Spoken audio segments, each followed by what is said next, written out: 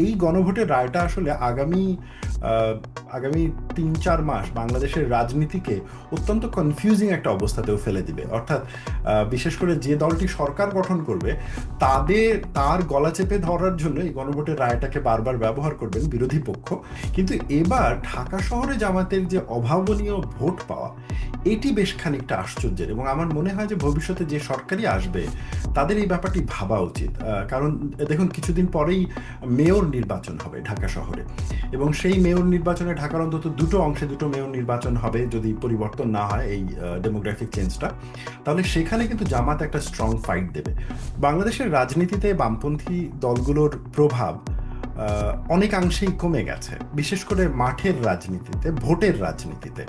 কিন্তু ন্যারেটিভের রাজনীতিতে বামপন্থীদের প্রভাব যথেষ্ট রয়েছে। আমি মানি যে এই নির্বাচনে যথেষ্ট যুক্তি ছিল, যারা সরকার যখন আওয়ামী লীগকে নির্বাচনে অংশগ্রহণ করতে দেয়নি, এবং সেই যুক্তিগুলোর যথেষ্ট ম্যারিটও ছিল। কিন্তু but at the same time যখন ভবিষ্যতে এটা নিয়ে আরও আলাপ আলোচনা হবে, তখন এই প্রশ্নটা সবসময়ই থাকবে যে এই নির্বাচনে বাংলাদেশের সব থেকে একটি বড় দলকে অংশগ্রহণ করতে দেওয়া হয়নি।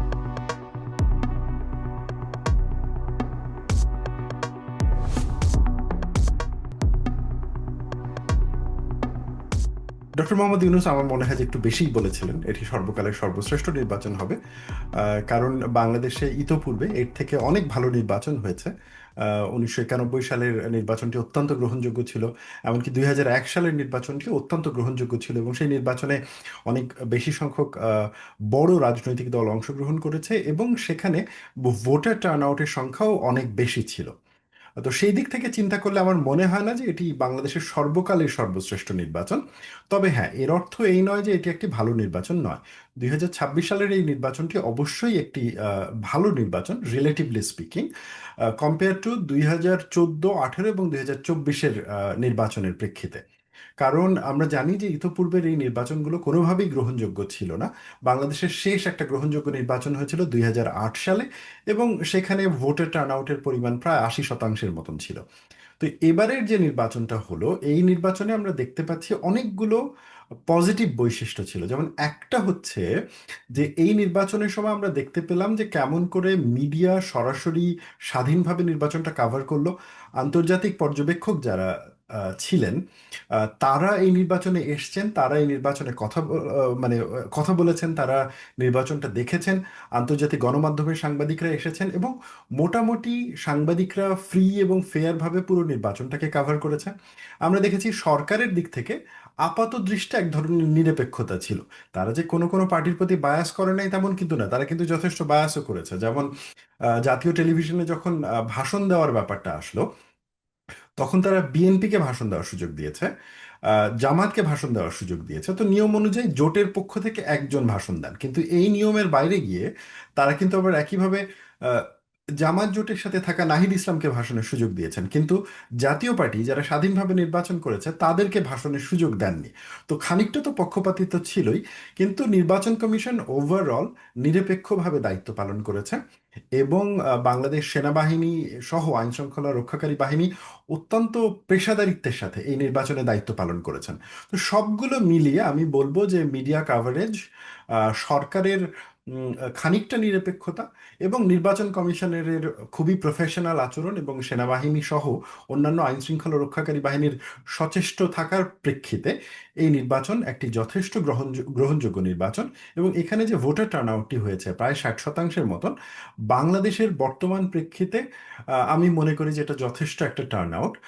কারণ এই মুহূর্তে আসলে বাংলাদেশের যে ট্রানজিশন প্রক্রিয়াটা শুরু হয়েছে 5 আগস্টের পর থেকে, তার প্রেক্ষিতে এই ধরনের একটি গণতান্ত্রিক নির্বাচন ছাড়া আমাদের পলিটিক্যাল যে অস্থিরতা রয়েছে তা কমবে না। তবে ভবিষ্যতে এই নির্বাচনটি বিতর্কিত হবে, খানিকটা হলেও প্রশ্নের মুখে পড়বে। সেটা হচ্ছে এই নির্বাচনে আওয়ামী লীগকে অংশগ্রহণ করতে না দেওয়া। আমি মানি যে এই নির্বাচনে যথেষ্ট যুক্তি ছিল, যারা সরকার যখন আওয়ামী লীগকে নির্বাচনে অংশগ্রহণ করতে দেয়নি, এবং সেই যুক্তিগুলোর যথেষ্ট ম্যারিটও ছিল। কিন্তু but at the same time যখন ভবিষ্যতে এটা নিয়ে আরো আলাপ আলোচনা হবে, তখন এই প্রশ্নটা সবসময়ই থাকবে যে এই নির্বাচনে বাংলাদেশের সব থেকে একটি বড় দলকে অংশগ্রহণ করতে দেওয়া হয়নি। তবে আমি যতটুকু খেয়াল করেছি এবং স্থানীয়ভাবে আমার যতটুকু পরিচয় রয়েছে, কথা হয়েছে, আমার মনে হয়েছে যে এই নির্বাচনে অনেক আওয়ামী লীগের সদস্যও ভোট করেছেন, তারা এসছেন, তারা ভোট করেছেন, এবং তারা হয়তোবা এই ক্ষেত্র থেকে ভোট করেছেন যে তারা বাংলাদেশকে আহ, আহ, জামায়াতকে নির্বাচিত করতে চান না। এবং সেই প্রেক্ষিতে আমি অন্তত কয়েকটা জায়গা থেকে খুব স্পষ্টভাবেই শুনেছি যে সেখানকার স্থানীয় আওয়ামী লীগরা বিএনপিকে ভোট করেছে, কিছু কিছু জায়গায় আবার তারা জামাতকেও ভোট করেছে। তবে রাজনৈতিক দল হিসেবে আওয়ামী লীগ বাইরে থাকার প্রেক্ষিতে ভবিষ্যতে এটা খানিকটা প্রশ্ন তুলবে। আমার সামারি হচ্ছে যে এটি ডক্টর মোহাম্মদ ইউনূসের কথা অনুযায়ী সর্বকালের সর্বশ্রেষ্ঠ নির্বাচন অবশ্যই না, তবে এটি একটি গ্রহণযোগ্য নির্বাচন, এবং এই নির্বাচন বাংলাদেশের যে গণতান্ত্রিক অভিযাত্রা সেটার ক্ষেত্রে একটা গুরুত্বপূর্ণ ভূমিকা রাখবে বলেই আমার মনে হয়।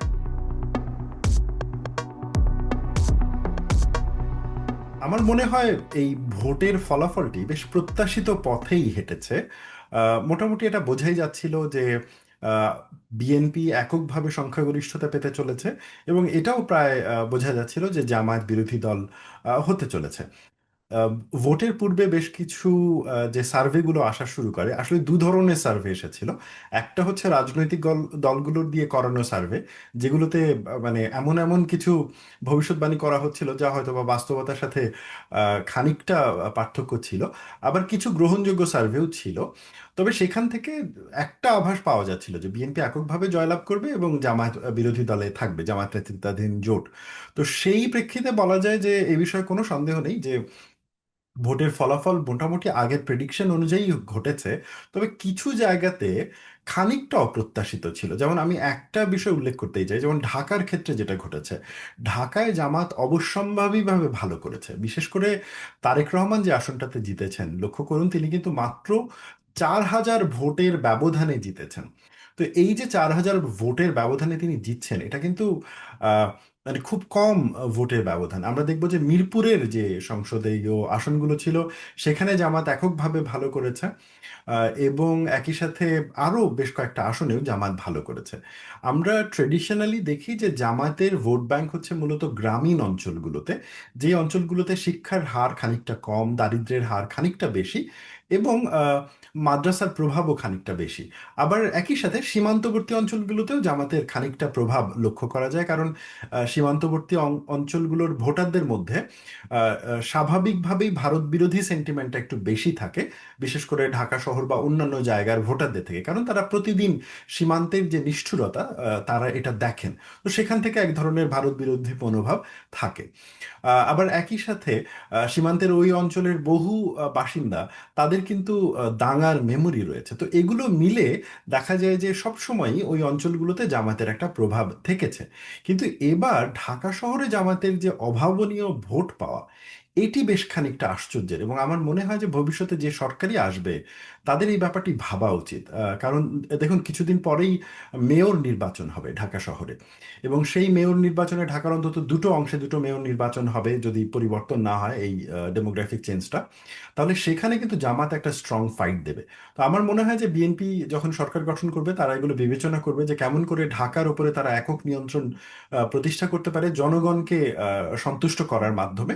অন্যদিকে জামাতও আমার ধারণা চেষ্টা করবে যে ঢাকার উপরে তাদের যে একটা 50-50 নিয়ন্ত্রণ প্রতিষ্ঠিত হয়েছে, সেটিকে কেমন করে নিয়ন্ত্রণে রাখা যায় সেই ব্যাপারটিও তারা নিশ্চিত করার চেষ্টা করবে। এনসিপি 6টি আসন পেয়েছে এই নির্বাচনে, এবং নিঃসন্দেহে একটা নতুন দল হিসেবে, যে দলটির বয়স মাত্র 1 বছরের একটু বেশি, তাদের প্রেক্ষিতে এই দলটির এটা একটা অনেক বড় সাফল্য। এবং আরও একটা ব্যাপার, এনসিপির যেমন খুব বড় কয়েকজন হ্যাভিওয়েট প্রার্থী যেমন দিলশানা পারুল কিংবা সরওয়ার তুষার যারা পরাজিত হয়েছেন, তারাও কিন্তু অনেক ভোট পেয়েছেন। তো এটা একটা গুরুত্বপূর্ণ বিষয় যে একটা নতুন দল হিসেবে তারা বেশ ভালো ভোট পেয়েছেন, এবং অন্তত 6জন সংসদ সদস্য নিয়ে তারা সংসদে যাচ্ছেন। এটি কিন্তু বাংলাদেশের নতুন দলের ইতিহাসের জন্য অন্যতম একটা বড় ঘটনা। কিন্তু আবার এই বিষয়টি আমাদেরকে ভুলে গেলে চলবে না যে এনসিপির এই বিজয় কিন্তু শুধু এনসিপির একক বিজয় নয়। এখানে কত পার্সেন্ট এনসিপির ভোট আর কত পার্সেন্ট জামায়াত ইসলামীর ভোট, সেটিও দেখার বিষয়। কারণ জামায়াত যদি এনসিপিকে সমর্থন না করত, তবে আমার মনে হয় না এনসিপির পক্ষে এককভাবে জিতে আসা সম্ভব হতো। এবং যেমন ধরেন সারোয়ার তুষারের ক্ষেত্রে যে ব্যাপারটা ঘটেছে, উনি অভিযোগ করছিলেন যে উনি ওনার নির্বাচনী এলাকায় জামায়াতের কাছ থেকে সহযোগিতা পাননি। তো সেখানে কিন্তু তিনি জিততে পারেননি। আবার আরেকটা ব্যাপারও কিন্তু এখানে খুব লক্ষণীয়। এনসিপির যে ছজন সংসদে নির্বাচিত হয়েছেন তাদের ব্যাপারে একটা ধারণা রয়েছে যে তারা জামায়াতের প্রতি রিলেটিভলি সহানুভূতিশীল এবং জামায়াতও তাদের প্রতি সহানুভূতিশীল।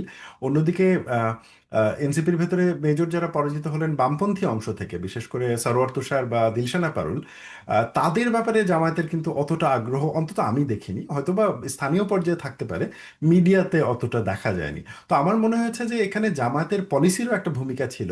তারাও হয়তোবা চেয়েছিলেন যে এনসিপির এই নেতারাই সংসদে আসুক। অন্যদিকে এনসিপি তার নিজের পক্ষ থেকে আহ, আহ, বেশ প্ল্যান করে অংশগ্রহণ করেছে এই নির্বাচনে, এবং তারাও চাচ্ছিল যে এই নির্বাচনে আহ, জয়লাভ করার মাধ্যমে সংসদে যেতে।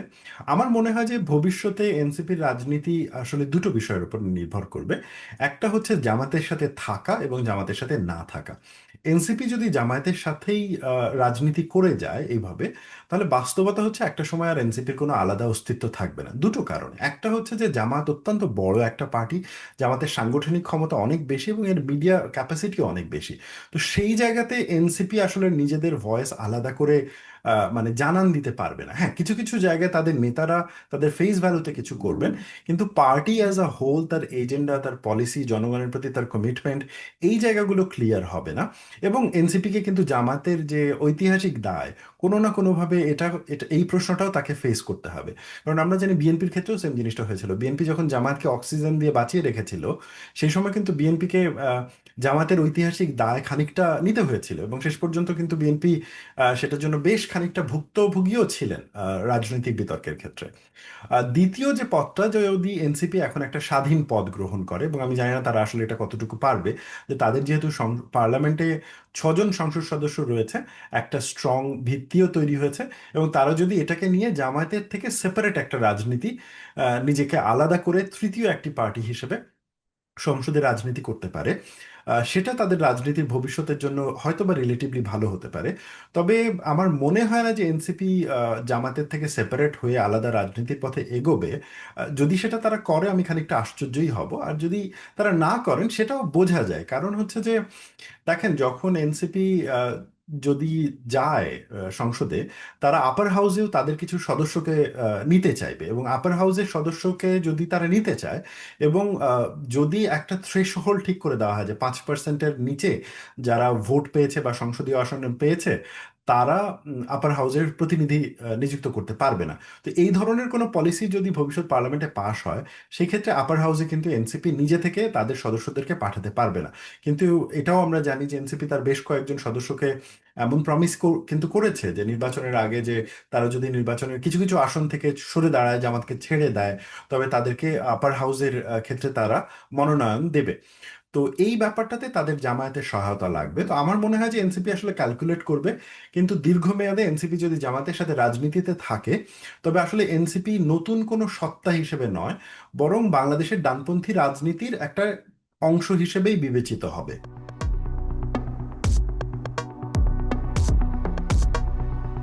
এবারে সংসদের একটা লক্ষণীয় বিষয় হলো যে নারী প্রার্থী যথেষ্ট কম ছিল, এবং তাদের অংশগ্রহণও বিশেষ করে নেতৃত্বের জায়গা থেকে যথেষ্ট কম ছিল। যদিও আমরা জানি যে জুলাই আন্দোলনের সময় নারীদের একটা সরব উপস্থিতি ছিল, অংশগ্রহণ ছিল, কিন্তু রাজনৈতিক দলগুলো আসলে নারীদেরকে সেইভাবে স্পেস দেয়নি।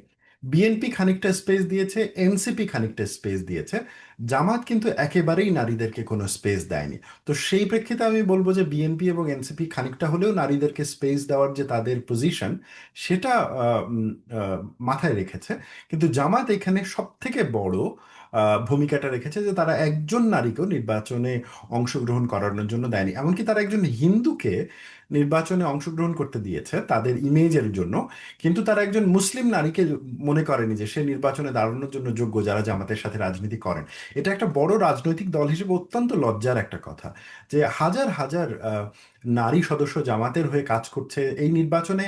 জামাতের এই যে এত ভালো করেছে, এর কিন্তু অন্যতম একটা কারণ হচ্ছে জামাতের নারী সদস্যদের ভূমিকা। এত কিছুর পরেও জামাতের কেন্দ্রীয় নেতৃত্ব যখন মনে করে যে একজন নারীকেও নির্বাচনে মনোনয়ন দেওয়া যাবে না, কারণ নারীরা এখনো যোগ্য হয়ে তৈরি হয়নি তাদের ভেতরে, সেটা অত্যন্ত দুঃখজনক একটা ঘটনা।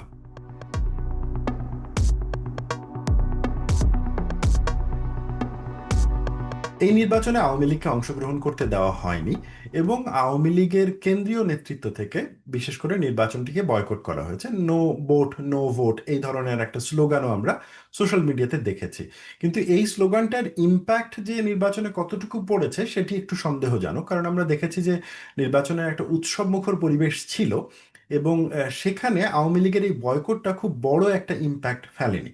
আরেকটা ব্যাপার সেটা হলো যে আওয়ামী লীগের কেন্দ্রীয় নেতারা তো বললেন যে ভোট দিও না, কিন্তু বাংলাদেশের ভেতরে যে আওয়ামী লীগ রয়েছে, যারা সাধারণ নেতাকর্মী, যারা গ্রামে থাকেন, শহর অঞ্চলগুলোতে থাকেন, গ্রামের ইকোনমির সাথে যারা জড়িত, সেখানকার সামাজিক কাঠামোর ভেতরে যারা অবস্থান করেন, তারা কি আসলেই মানে আওয়ামী লীগের কেন্দ্রীয় নেতৃত্বের এই ধরনের আহ্বানে পুরোপুরি সাড়া দিতে পেরেছে কিনা? আমার অবস্থান এক্ষেত্রে এরকম যে তারা হয়তোবা দুই ভাগে ভাগ হয়েছেন। এক ভাগে যারা একদম হার্ডকোর আওয়ামী লীগ ছিলেন, তারা হয়তোবা যাননি, বিষয়টিকে অ্যাভয়েড করেছে। যেমন আমরা গোপালগঞ্জের ব্যাপারটা দেখেছি, গোপালগঞ্জের নির্বাচনে ভোটার উপস্থিতি প্রায় ছিল না বললেই চলে। আবার আরেকটা ব্যাপারও ঘটেছে, সেটা হচ্ছে কিছু কিছু অঞ্চলে আওয়ামী লীগের নেতাকর্মীরা কিন্তু বিএনপির পক্ষে প্রচারণা করেছে, অংশগ্রহণ করেছে অন্তত, এবং ভোটও দিয়েছে।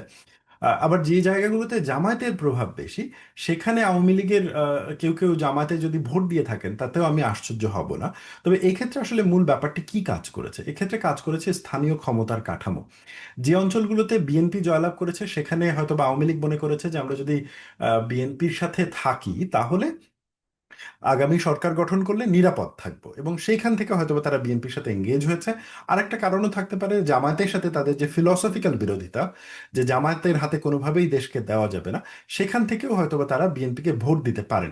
যেমন ফজলুর রহমান, যিনি বিএনপির সংসদ সদস্য, মুক্তিযোদ্ধা, তিনি যখন ভোটে অংশগ্রহণ করছেন তার এলাকায় কিন্তু একটা জিনিস স্পষ্ট, আওয়ামী লীগ ঢালাওভাবে তাকে ভোট করেছে। এটা খুবই ইন্টারেস্টিং একটা ব্যাপার। ওই এলাকা কাভার করছিলেন এরকম একজন সাংবাদিক আমাকে এটা কনফার্ম করেছে যে সেই এলাকায় আওয়ামী লীগ এবং হিন্দু জনগোষ্ঠী সরাসরি তাকে ভোট দিয়েছে, মানে তার জনপ্রিয়তাটা ওই পর্যায়ে ছিল। আবার কিছু কিছু এলাকায় কিন্তু এমনটা হয়ও নাই। তো আমার মনে হয় যে আওয়ামী লীগ দলীয়ভাবে নির্বাচনটা বয়কট করেছিল, তবে আওয়ামী লীগের অনেক মানে দেশের ভেতরে থাকা যারা সদস্যরা রয়েছেন, তারা স্থানীয় রাজনীতির প্রেক্ষিতে, স্থানীয় ক্ষমতা কাঠামোর প্রেক্ষিতে ভবিষ্যতের নিরাপত্তার কথা চিন্তা করে ইলেকশনে অংশগ্রহণ করেছেন। তবে সত্যি কথা বলতে কি, তাতেও কিন্তু তাদের অধিকার লঙ্ঘন হয়েছে, কারণ আমি মনে করি যে আহ, বাংলাদেশের সকল নাগরিকের তার পছন্দের দলকে ভোট দেওয়ার অধিকার রয়েছে। তারা যদি আওয়ামী লীগ থাকতো নির্বাচনে তবে তারাই ভোট দিত, তারা তাদের দলকেই ভোট দিত। সেই দিক থেকে তো তারা খানিকটা অধিকার বঞ্চিত হয়েছেন। তবে তারপরেও যারাই নির্বাচনে অংশগ্রহণ করেছেন সেখানে তাদের মতামতটা দিতে পেরেছেন।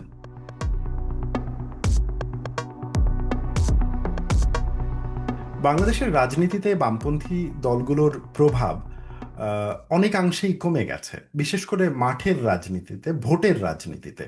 কিন্তু ন্যারেটিভের রাজনীতিতে বামপন্থীদের প্রভাব যথেষ্ট রয়েছে। বিশেষ করে শহর কেন্দ্রিক যে আলোচনার স্পেসগুলো, প্রেশার গ্রুপ আকারে কাজ করা, তারপরে সরকারকে বিভিন্ন পলিসির বিষয়ে চাপ তৈরি করা, জনমত তৈরি করা, এগুলোর ক্ষেত্রে বাংলাদেশে বামপন্থীদের যথেষ্ট প্রভাব রয়েছে এখন পর্যন্ত, এবং ইন্টেলেকচুয়াল জায়গাতেও বামপন্থীদের যথেষ্ট প্রভাব রয়েছে। কিন্তু যখন ভোটের রাজনীতির প্রশ্ন আসে, সেখানে আসলে বামপন্থীদের খুব একটা প্রভাব নেই। বিশেষ করে আমরা এই নির্বাচনটাতেও দেখলাম যে বামপন্থীরা তেমন কোনো সাফল্য পায়নি। বামপন্থী দলগুলো থেকে তারা যারা দাঁড়িয়েছেন, অনেক ভালো ভালো ক্যান্ডিডেট কিন্তু দাঁড়িয়েছিলেন যাদের সামাজিক প্রোফাইল অনেক ভালো, যারা দীর্ঘদিন ধরে সমাজের জন্য কাজ করছেন, মানুষের জন্য কাজ করছেন, কিন্তু তারা খুব একটা ভালো করতে পারেনি। এর অর্থ এই না যে তারা আসলে ভালো ক্যান্ডিডেট না, এর অর্থ এই যে তারা হয়তোবা যে রাজনীতিটা করেছেন সেই রাজনীতি আর বাংলাদেশের যে রাজনীতির ধরন, অর্থাৎ এখানকার যে ক্লায়েন্ট পেট্রন বেজ রাজনীতি, সেটার সাথে আর খাপ খাচ্ছে না। তো ফলে তারা নির্বাচনের আহ, এই সাফল্য থেকে ছিটকে পড়েছেন। ভবিষ্যতে আমার মনে হয় যে বামপন্থীদের আহ, এই জিনিসটা ভেবে দেখতে হবে যে তারা নির্বাচনী রাজনীতির জন্য প্রস্তুতি গ্রহণ করবে নাকি তারা এই ইন্টেলেকচুয়াল পার্ট যেগুলোতে তারা মূল প্রভাব বিস্তার করে সেখানেই থাকবে।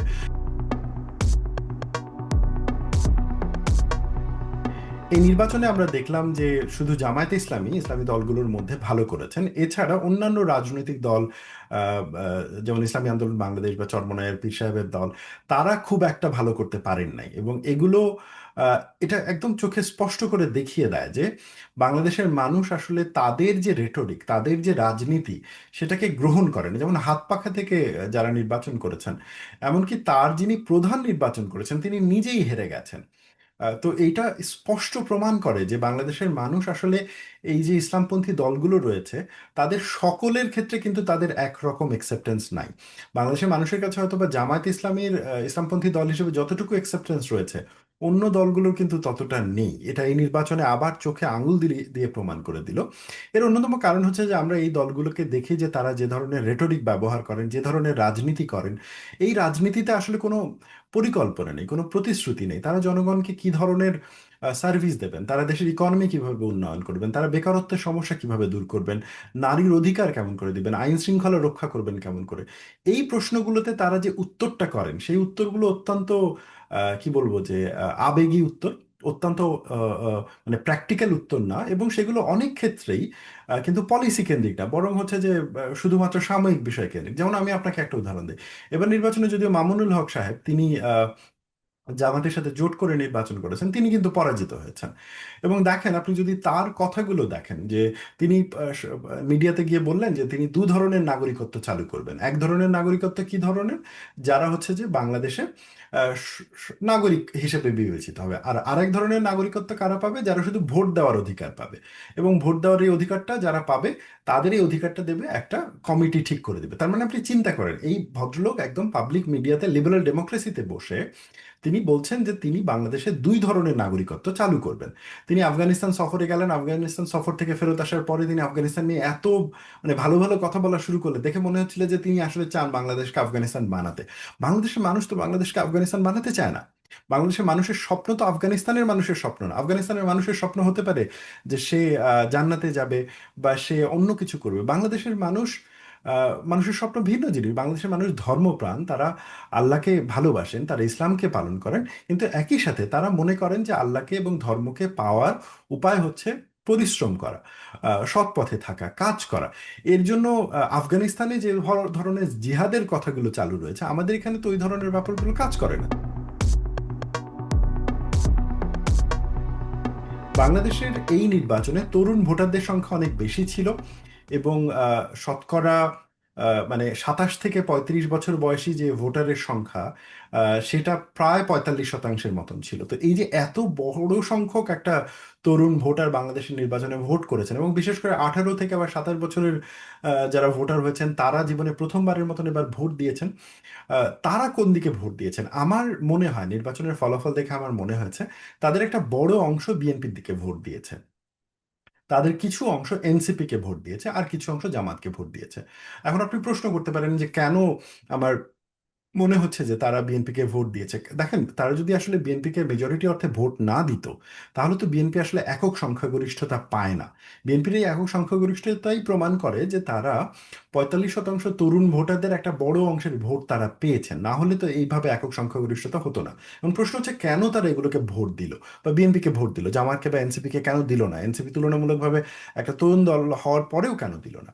এর অন্যতম কারণ হচ্ছে যে 2024 সালের 5 আগস্টের পর থেকে গত 17-18 মাস আমরা অতিষ্ঠ হয়ে গেছি মানুষের মানে হচ্ছে যে ঘৃণার মানে রাজনীতি দেখতে দেখতে।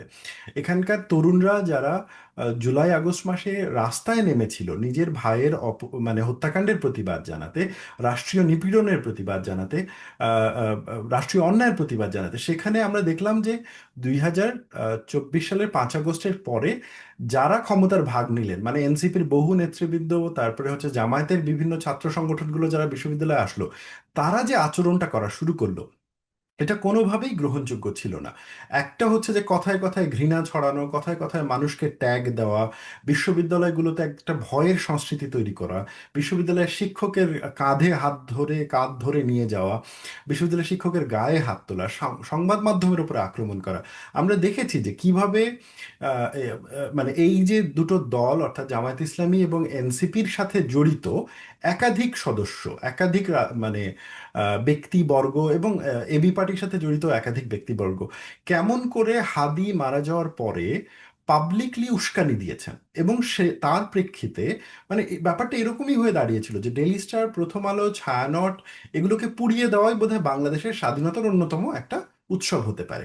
তো এই রাজনৈতিক নেতারা কেউ তো জবাবদিহিতার মুখে পড়েন নাই, তাদেরকে তো না সরকার জবাবদিহিতার মুখোমুখি করেছে, না হচ্ছে যে মানে আমরা খুব কড়া করে তাদেরকে প্রশ্ন করেছি যে আপনারা কেন ওই সময় এই ধরনের কড়া বক্তব্য দিলেন।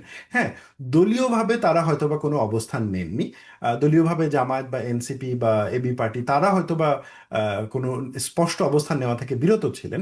কিন্তু আমরা তো দেখেছি যে তাদের নেতারা কি ধরনের বক্তব্য দিয়েছে এবং এই বক্তব্যগুলো কেমন করে আহ, এক ধরনের সম্মতি উৎপাদন করেছে যে ডেলি স্টারকে ভেঙে দেওয়া যায়, প্রথম আলোকে ভেঙে দেওয়া যায়। এবং এই যে প্রবণতা, এটা না বাংলাদেশের মানুষ পছন্দ করেনি। বিশ্বাস করুন, যে রাত্রে ডেলি স্টার প্রথম আলো ভাঙা হলো এবং আমার মনে আছে যে ডেলি স্টারের ওপরে যখন প্রায় 26 জন 27 জনের মতন সাংবাদিক আটকে পড়ে রয়েছে, নিচে আগুন দেওয়া হয়েছে, এবং সেই রাত্রে আমি যাদেরকে চিনি, আমার যারা পরিচিত ছিল, যেমন আমি যেহেতু সাংবাদিকতা পড়াতাম, তো সেইখানে আমার যারা পরিচিত ছাত্রছাত্রী ছিল, আমি তাদের ভেতরের ক্ষোভটা দেখেছি। হ্যাঁ, আমি দেখেছি যে তারা কি পরিমাণ বিরক্ত হয়েছে। তো এবার নির্বাচনের পরে আমি অনেককেই জিজ্ঞেস করেছি যে তোমরা কাদেরকে ভোট দিয়েছো, তখন তারা বলেছে যে আমরা মবের বিরুদ্ধে দাঁড়িয়েছি। এখন এটা বাংলাদেশের নির্বাচনে এই ব্যাপারটা কিন্তু খুব একটা স্পষ্ট হয়ে গিয়েছিল যে আহ, মানে আপনি মবের পক্ষে থাকবেন নাকি মবের বিপক্ষে থাকবেন। দেখেন, এটা একটা রাজনৈতিক স্টেটমেন্ট, আমি বুঝি, এবং এটা নিয়ে বিতর্কও হওয়ার সুযোগ রয়েছে। কিন্তু বাস্তবতা হচ্ছে আমরা বাংলাদেশে দেখেছি গত 1.5 বছরে মব হতে আমরা দেখেছি দিনের আলোতে ধানমন্ডি 32 নম্বর মাটির সাথে গুড়িয়ে দেওয়া হয়েছে, এবং একবার না, পরপর 3বার। আমরা দেখেছি কেমন করে পত্রিকা অফিসগুলো ভেঙে ফেলা হয়েছে। আমরা দেখেছি মানে কিভাবে ছাত্রনেতারা এবং হচ্ছে যে যারা বিভিন্ন বিশ্ববিদ্যালয়ে নির্বাচিত হয়ে হয়ে এসেছেন, তারা কি ঔদ্ধত্য দেখিয়েছেন রাজশাহী ইউনিভার্সিটি, চট্টগ্রাম ইউনিভার্সিটিতে, এমনকি ঢাকা বিশ্ববিদ্যালয়। তো এই সবগুলো না আসলে বাংলাদেশের মানুষ পছন্দ করেনি।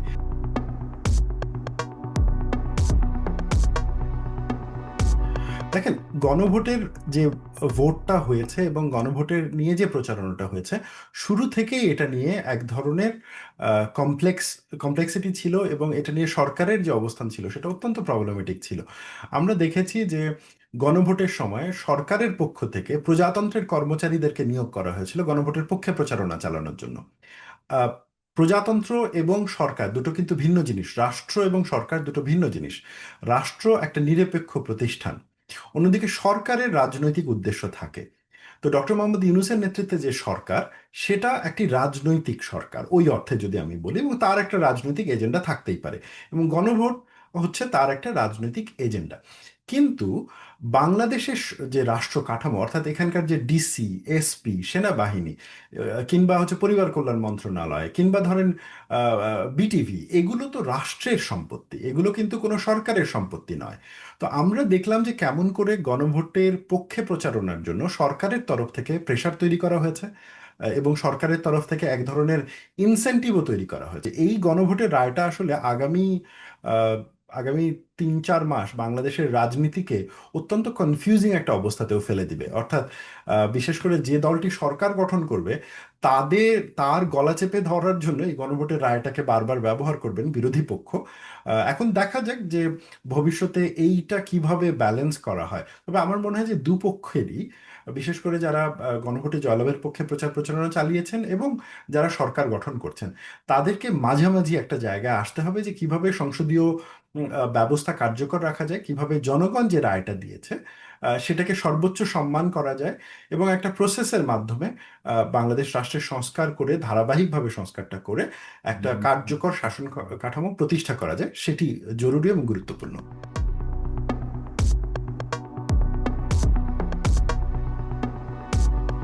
নতুন সরকার গঠন হতে চলেছে, এবং নতুন সরকারের কাছে আমার ব্যক্তিগতভাবে প্রত্যাশা হচ্ছে সরকার দেশে আইনের শাসন ফেরত নিয়ে আসবে। সরকার দেশে দুর্বলের রক্ষাকর্তা হিসেবে আবির্ভাব ঘটবে, এবং সবল যারা নিজেদের ক্ষমতা এবং নিজেদের প্রভাব প্রতিপত্তি ব্যবহার করে সমাজের দুর্বলদের উপরে অত্যাচার করছে, তাদের মাঝখানে দুর্বলের প্রোটেকশন আকারে দাঁড়াবে। এটা খুব জরুরি। আমাদেরকে মনে রাখতে হবে গত 1.5 বছরে বাংলাদেশের নাগরিকের মাথা থেকে রাষ্ট্রের চিন্তাটা কিন্তু দুর্বল হয়ে গেছে। রাষ্ট্র যে একটা প্রোটেক্টর, একটা রক্ষক, সেই জায়গাটায় স্থান করে নিয়েছে রাষ্ট্র নির্যাতক। এবং রাষ্ট্র বিশেষ করে জুলাই আন্দোলনের সময় রাষ্ট্র নির্যাতকের ভূমিকা নিয়েছিল, এবং জুলাই আন্দোলনের পরে যখন সমাজের দুর্বলরা, সমাজের পরাজিত অংশটি, রাজনৈতিকভাবে যে অংশটি পরাজিত হয়, তারা যখন রিভেঞ্জ ভায়োলেন্সের মুখোমুখি হয়, তারা যখন ধর্মীয় ভায়োলেন্সের মুখোমুখি হয়, তখন কিন্তু তারা রাষ্ট্রের কাছ থেকে নিরাপত্তা পায়নি। শুধু যে তারা রাষ্ট্রের কাছ থেকে নিরাপত্তা পায়নি তাই না, বরং রাষ্ট্রের যারা দায়িত্বে ছিলেন তারা তাদের এই এই যে দুঃখ, এই যে কষ্ট, সেটাকে কিন্তু এক ধরনের মকারি করেছেন। আমরা দেখেছি যে কেমন করে মবকে প্রেশার গ্রুপ বলা হয়েছে। আমরা দেখেছি কেমন করে আহ, আহ, মানে বাংলাদেশে কোনো ধরনের কোনো নির্যাতন হচ্ছে না সংখ্যালঘুদের উপরে, এই ধরনের অস্বীকার করা হয়েছে। আবার আমরা এটাও দেখেছি যে কেমন করে বিশ্ববিদ্যালয় ক্যাম্পাসগুলো দখল করা হয়েছে, এবং বিশ্ববিদ্যালয়ের পরিবেশে সেখানে বিরুদ্ধ মতের শিক্ষকদেরকে প্রায় বিশ্ববিদ্যালয় থেকে বের করে দেওয়া হয়েছে। তো এই যে ঘটনাগুলো, এটা তো রাষ্ট্রের প্রতি মানুষের আস্থার একটা সংকট তৈরি করেছে। তো প্রথমে জুলাই আগস্টের সময় রাষ্ট্রের নির্যাতকের রূপ, এবং আগস্টের পরে এসে রাষ্ট্রের অকর্মণ্যতার রূপ, এবং এই যে রাষ্ট্রের অনুপস্থিতি, এটা নাগরিকের মধ্যে যে অস্থিরতা তৈরি করেছে, রাষ্ট্রের প্রতি যে অবিশ্বাস তৈরি করেছে। বাংলাদেশের ভবিষ্যৎ সরকারকে, এই নির্বাচিত সরকারের কাছে আমার প্রত্যাশা, তারা প্রথমেই এসে রাষ্ট্রের এই নিয়ন্ত্রণটি প্রতিষ্ঠা করবেন। তাদেরকে বোঝাতে হবে যে বাংলাদেশ রাষ্ট্র নিরপেক্ষ, এটি নাগরিকদের একটি প্রতিষ্ঠান, এবং নাগরিকদেরকে রক্ষা করা রাষ্ট্রের দায়িত্ব। এবং এই প্রক্রিয়াটি তারা তখনই করতে পারবেন যদি তারা দেশে রুল অফ ল এর ভিত্তিতে কাজগুলো করেন। আমাদের মূল উদ্দেশ্য হচ্ছে সমাজে স্থিতিশীলতা ফেরত আনা, সরকারের সংস্কার করা, এবং দেশের মানুষ যাতে আইনের শাসন পায় সেটা নিশ্চিত করা। আমার প্রত্যাশা থাকবে আগামী সরকার বাংলাদেশে দেশে আইনের শাসন নিশ্চিত করবে, দুর্বলের রক্ষা করবে, এবং দেশে একটি গণতান্ত্রিক সংসদীয় কাঠামো যাতে কার্যকর থাকে সেটির জন্য সচেষ্ট থাকবে।